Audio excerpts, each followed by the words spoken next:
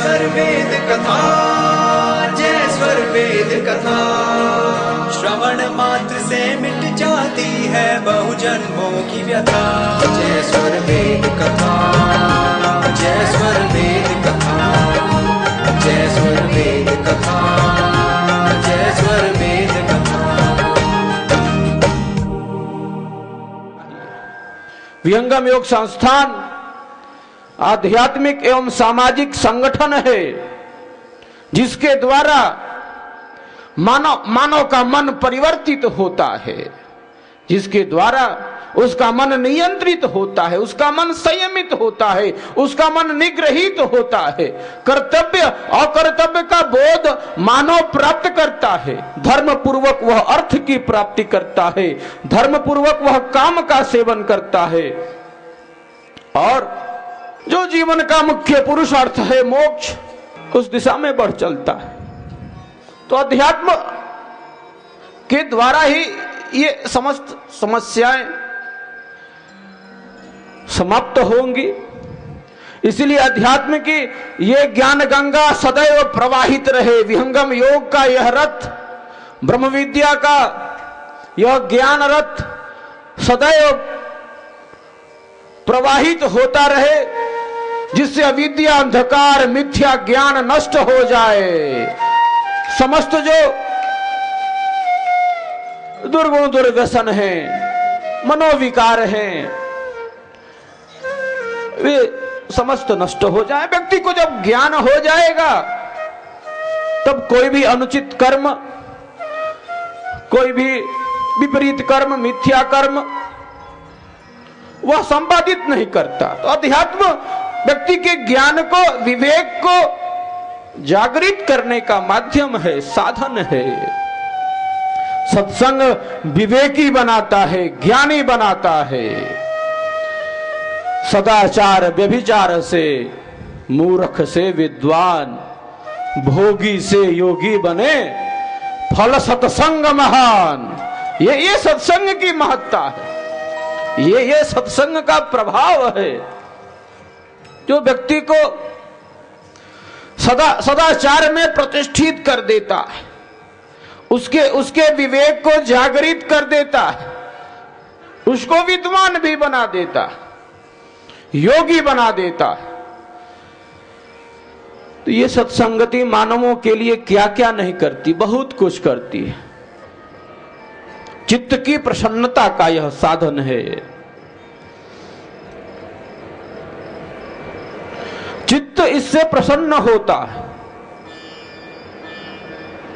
यह सत्संगति का प्रभाव है, उन्नति होती है।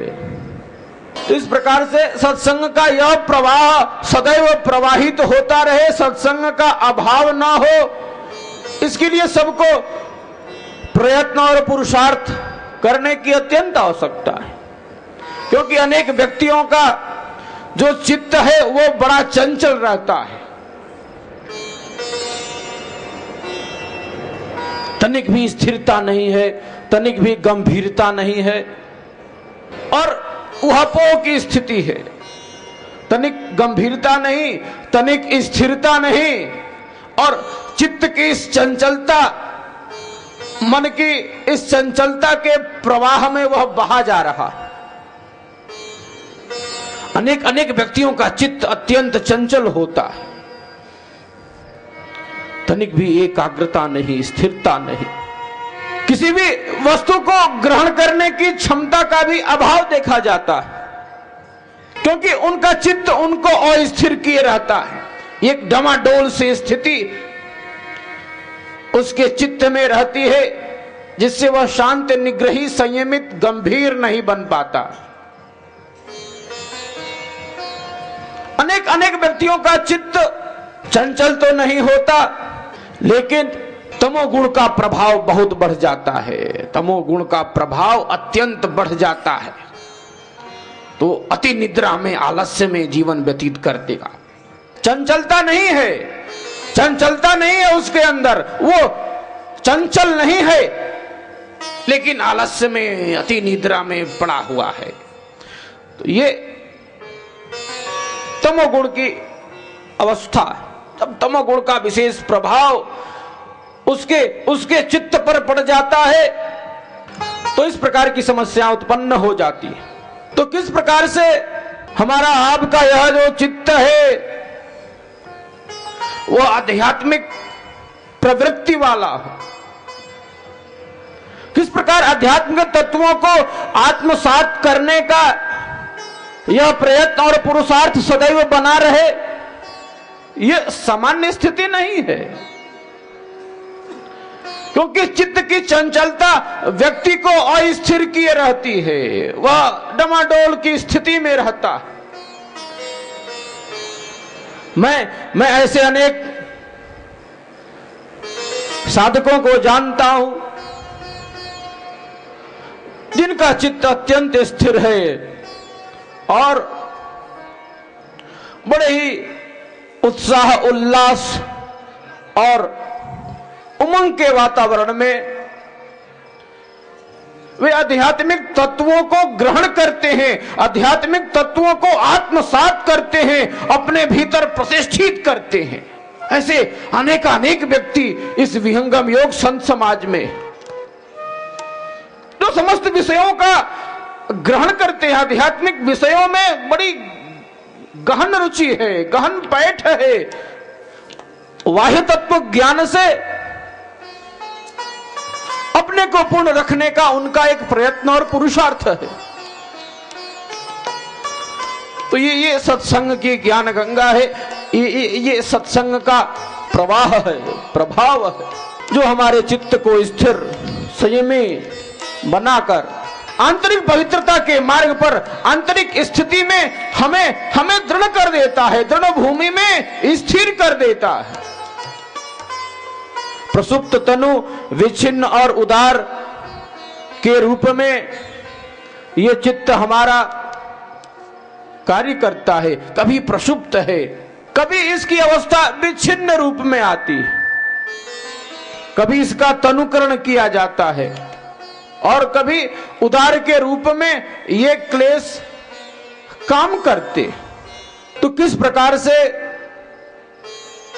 यह चित्त निग्रही हो, इस मन का नियंत्रण हो, अंतःकरण की पवित्रता हो, जिससे मानव विवेकी और ज्ञानी होकर अपने जीवन को आगे बढ़ाए। यही ब्रह्म विद्या बतलाती है, यही विहंगम योग बतलाता है। वह अंतःकरण को पवित्र कर देता है। मन, बुद्धि, चित्त और अहंकार, ये चार अंतःकरण है, आंतरिककरण है, सूक्ष्मकरण है, भीतरीकरण है। तो इनकी पवित्रता का साधन ये ब्रह्म विद्या बतलाती है, विहंगम योग बतलाता है कि आंतरिक रूप से पवित्र बनिए, आंतरिक रूप से शुद्ध बनिए, आंतरिक रूप से श्रेष्ठ बनिए। बहुधा ऐसा होता है कि व्यक्ति आध्यात्मिक बनने के लिए संसार के पथ से दूर होना चाहता है। ऐसा कुछ व्यक्तियों के साथ होता है। वे आध्यात्मिक सुख की अभिलाषा में अपने सांसारिक कर्तव्यों से भी विमुख होने की कोशिश करते हैं, विमुख हो जाते हैं। किस लिए? कि अध्यात्म का वह सुख प्राप्त हो जाए, परमानंद प्राप्त हो जाए, असीम आनंद का अनुभव प्राप्त हो जाए। इसके लिए अपने कर्तव्यों से भी विमुख होने का उनका पूरा प्रयत्न होता है, जिससे अनेक प्रकार की समस्याएं उत्पन्न हो जाती हैं। स्वरवेद क्या कहता है, विहंगम योग क्या कहता है कि मना क्षणिक वैराग्य ले चढ़े उतुंग आकाश, तुरंत राग में गिरत है सद्गुण जीव विनाश। कहा कि मन के क्षणिक आवेश में आकर मानसिक क्षणिक वैराग्य लेकर वो वैरागी बनने का प्रयत्न करता है, लेकिन उसके चित्त आत्मा के पास हृदय में स्थित है। उसका नाम है चित्त। उसमें अनेक जन्मों के सुख और दुख के संस्कार भरे पड़े हैं। सूक्ष्म रूप से स्थित हैं, तो वो संस्कार पुनः उभर आते हैं। ऐसे सहयोगी का अवसर पाकर वे संस्कार पुनः उभर आते हैं और व्यक्ति पुनः संसार के पथ पर आ जाता है, सांसारिक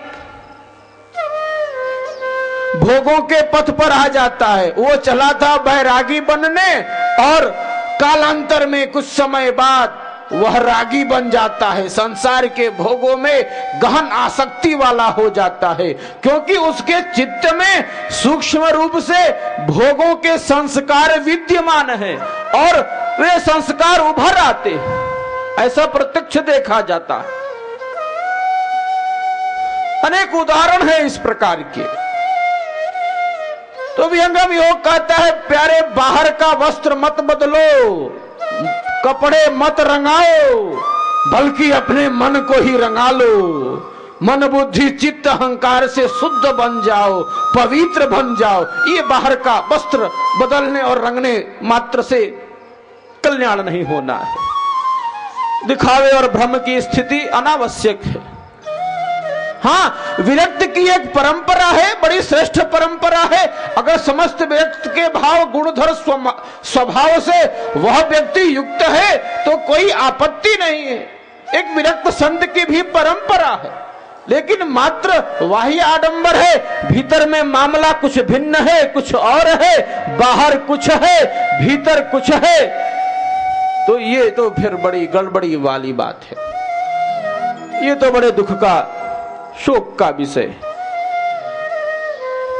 इसलिए विहंगम योग कहता है कि विहंगम योग का जो वैराग्य है वह ज्ञान युक्त वैराग्य है। हाँ, विहंगम योग का जो वैराग्य है वो ज्ञान युक्त है, वो ज्ञान में स्थित होकर वैरागी होता है।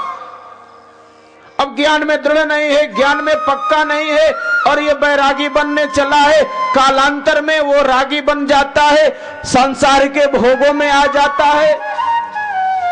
इसीलिए ये देखना कि ज्ञान में कितनी पूर्ण दृढ़ स्थिति है, यह अत्यंत आवश्यक हो जाता है। तो विहंगम योग कि जो भक्ति है वह ज्ञान युक्त है, वह प्रेम युक्त है, वह वैराग्य युक्त है। भक्ति के पहले ज्ञान का स्थान है, भक्ति के पहले प्रेम का, वैराग्य का स्थान है। बिना ज्ञान के क्या भक्ति होगी, बिना ज्ञान के क्या प्रेम होगा। ज्ञान वृद्धि जो जो बढ़े, प्रेम बढ़त त्यों जाए। तत्व ज्ञान के अग्र में पूर्ण प्रेम दृढ़ाए। जैसे जैसे ज्ञान का प्रकाश बढ़ता है वैसे वैसे प्रेम बढ़ता है, वैसे वैसे वैराग्य प्रतिष्ठित होता है और व्यक्ति मानव भक्ति का अधिकारी बनता है। भक्ति के लिए ज्ञान, वैराग्य और प्रेम की अत्यंत आवश्यकता है। इस प्रकार ब्रह्म विद्या बतलाती है, विहंगम योग बतलाता है कि भक्ति क्या है, योग क्या है। भक्ति के वास्तविक स्वरूप का बोध ये ब्रह्म विद्या कराती है, ये विहंगम योग कराता है। व्यक्ति करता है कर्म और वो ये समझता है कि मैं भक्ति कर रहा हूं। कर्म और भक्ति ये दोनों भिन्न भिन्न वस्तुएं हैं। हाँ, शरीर इंद्रियों के द्वारा जो कुछ भी हो रहा है वह कर्म है जिसका फल प्राप्त होता है, और भक्ति इससे भिन्न वस्तु है जो आत्मा के द्वारा होती है। विहंगम योग के प्रथम परंपरा सदगुरु, जिनकी पावन जन्म जयंती मनाने के निमित्त हम सब यहां एकत्रित हैं, बराबर कहा करते थे कर्म और भक्ति ये दोनों भिन्न भिन्न विषय हैं, ये भिन्न भिन्न क्षेत्र हैं। व्यक्ति करता है कर्म और वे समझता है कि हम भक्ति कर रहे हैं। शुभ कर्मों को भी भक्ति नहीं कहा जा सकता। शुभ कर्मों का फल है, प्राप्त होगा, पर प्रत्येक कर्म फल को उपस्थित करता है। शुभ का फल शुभ, अशुभ का फल अशुभ, दोनों उसी रूप में प्राप्त होते हैं। भक्ति इन सबों से भिन्न वस्तु है। तो ये कर्तव्य हमारा आपका है। जो भी विहंगम योग संस्थान के, विहंगम योग संत समाज के, विहंगम योग परिवार के सदस्य हैं, सबका यह कर्तव्य है, यह दायित्व है कि जनमानस में इस सिद्धांत को पुष्ट करें कि कर्म अलग वस्तु है, भक्ति अलग वस्तु है। भक्ति के नाम पर जो भी व्यक्ति करता रहता है, विभिन्न तीर्थ स्थानों में जाता है, नाना प्रकार की पूजा प्रणालियों में है, नाना प्रकार के तीर्थ जप उपवास कर रहा है, ये कर्तव्य हमारा आपका है कि इस संदेश को हम प्रसारित करें कि प्यारे आप जो भी कर रहे हैं वो तो कर्म है, चलिए मान लेते हैं शुभ कर्म है, लेकिन भक्ति तो ब्रह्म विद्या बतलाती है, भक्ति तो विहंगम योग बतलाता है, भक्ति तो स्वर वेद बतलाता है। ये कर्तव्य हमारा आपका सबका है कि जनमानस में भक्ति के इस यथार्थ स्वरूप को प्रेषित करें, जिससे मानो इस विहंगम योग के ज्ञान से, इस विहंगम योग के प्रवाह में, इस विहंगम योग की ज्ञान धारा में आकर भक्ति के यथार्थ स्वरूप की प्राप्ति करे। भक्ति के नाम पर वह तो कर्म करता रह जाता है और भक्ति से सर्वथा दूर ही रह जाता है। विहंगम योग स्वयं में प्रतिष्ठित कर, आत्मा में प्रतिष्ठित कर, आत्मा के द्वारा उस परमात्मा की भक्ति उपासना होती है। ये विहंगम योग का वैशिष्ट है, ये विहंगम योग की ज्ञान गंगा है। ये कर्तव्य हमारा आपका सबका है कि भक्ति के यथार्थ को जन जन तक पहुंचाएं कि ब्रह्म विद्या बतलाती है, विहंगम योग भक्ति के यथार्थ स्वरूप को बतलाता है। स्वयं में स्थित होकर, आत्मा में स्थित होकर उस परमात्मा की भक्ति होती है। सद्गुरु सदाफल देव रचित स्वरवेद विहंगम योग का संपूर्ण दर्शन प्रस्तुत करता है, जिसका प्रैक्टिकल आप भी अपने घर परिवार में रहते हुए कर सकते हैं। 5 कोटियों की ये साधना शुरू होती है मन को स्थिर करने से, जिससे भूमि पर मन का प्रकाश प्रकट होता है और साधक अपार शांति का अनुभव करने लगता है। मात्र 10 मिनट सुबह शाम के अभ्यास से प्राप्त लाभ ने आज विश्व के वैज्ञानिकों को आश्चर्यचकित कर दिया है। दूसरी कोटि में विहंगम योग का साधक मन को अंतर्मुखी कर अंदर की त्रिवेणी में स्नान करता है, जहां उसे प्राप्त होता है ब्रह्मांड में व्याप्त एवं गुंजायमान ओम। जब ये ध्वनि स्वयं प्रकाशित हो जाती है तो चेतना ऊर्ध्वमुख होकर दशम द्वार पर पहुंचती है। यही ब्रह्मरंध्र या मोक्ष का द्वार है, जिसके खुले बिना जन्म जन्मांतर की दास्ता से मुक्ति संभव ही नहीं। विहंगम योग की तीसरी कोटि में सद्गुरु दया से बिना किसी कुंभक प्राणायाम के सहज में कुंडलिनी जागरण हो जाता है और दशम द्वार के खुलते ही अक्षर ब्रह्म का प्रकाश आत्मा को प्राप्त होने लगता है। यही विहंगम योग की चतुर्थ भूमि है, जहां मन एवं प्राण का लय हो जाता है और सारे प्राकृतिक करणों को छोड़कर चेतन आत्मा अपने शुद्ध स्वरूप से शाश्वत प्राण सखा से मिलने चल देती है। तब आती है पंचम भूमि, जहां रहता है बस आनंद रूपी अथाह समुद्र।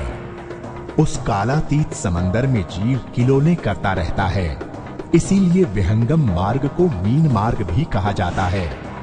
आप भी बिना किसी शर्त, फीस अथवा बंधन के इस आध्यात्मिक क्रांति का लाभ उठा सकते हैं। संपर्क करें महर्षि सदाफल देव आश्रम, छतनाग रोड, झूसी, प्रयाग, इलाहाबाद, उत्तर प्रदेश 211019। संपर्क सूत्र 0995611877, 053225672004, 053220900448।